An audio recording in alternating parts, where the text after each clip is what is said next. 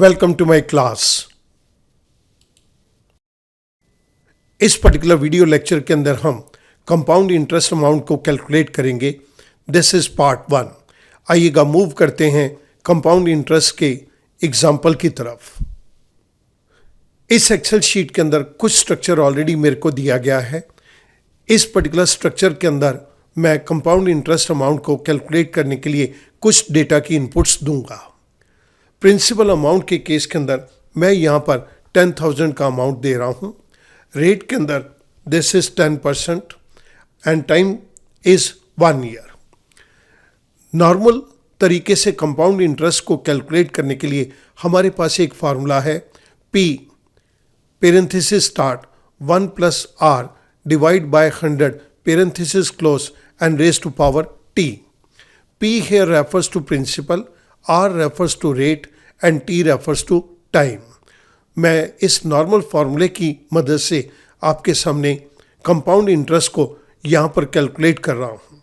This is equals to P is principal amount which is 10,000 rupees multiplied by parenthesis start 1 plus rate is 10% divided by 100। I close parenthesis and raise to power T। T is time period। This time period is 1 year। So मैं यहाँ पर raise to power 1 करूँ या ना करूँ, मेरा answer बिल्कुल same रहेगा, लेकिन मैं आपकी कन्वीनियंस के लिए यहाँ पर दे रहा हूँ multiplied by 1। I press enter. जैसे मैंने एंटर प्रेस किया मेरे पास यहाँ पर कंपाउंड इंटरेस्ट कैलकुलेट होके आ गया 11,000। इस पर्टिकुलर फार्मूले को हमने यहाँ पर यूज़ किया है। ये तो हमारा नॉर्मल फार्मूला है जिसकी मदद से हम कंपाउंड इंटरेस्ट को कैलकुलेट करते हैं, लेकिन एक्सेल के अंदर हम कंपाउंड इंटरेस्ट को कैलकुलेट करने के लिए पावर फंक्शन का इस्तेमाल करते हैं। In Excel the formula is as follow. Amount के नीचे वाले सेल के अंदर मैं यहाँ पर कंपाउंड इंटरेस्ट के अमाउंट को कैलकुलेट करूँगा। Equals to P is the principal amount.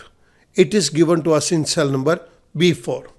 This is multiplied by power function parenthesis start। Power function के अंदर हमारे पास दो आर्गुमेंट्स दिए गए हैं, नंबर एंड पावर। नंबर के केस के अंदर मैं 1 + R डिवाइड बाय 100 दूंगा।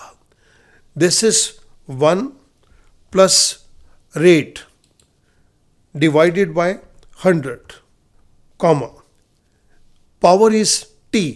This is the time period। I close parenthesis, I press enter। Excel ने पावर के फंक्शन को यूज करते हुए हमें यहाँ पर कंपाउंड इंटरेस्ट के अमाउंट को कैलकुलेट करके दे दिया। जिस पर्टिकुलर फंक्शन को हमने यहाँ पे यूज किया है वो मैं आपकी रेफरेंस के लिए नीचे दे रहा हूँ। स्टूडेंट सपोज कीजिएगा हमें सिर्फ यहाँ पर कंपाउंड इंटरेस्ट अमाउंट को ही कैलकुलेट करना है।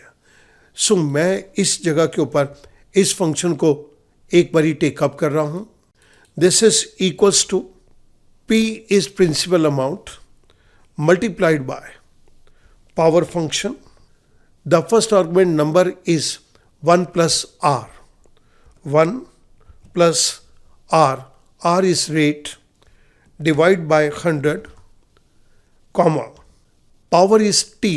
This is the time period। parenthesis close minus principal amount। I press enter। यहाँ पर ये मेरे पास सिर्फ कंपाउंड इंटरेस्ट का अमाउंट कैलकुलेट होके आ गया।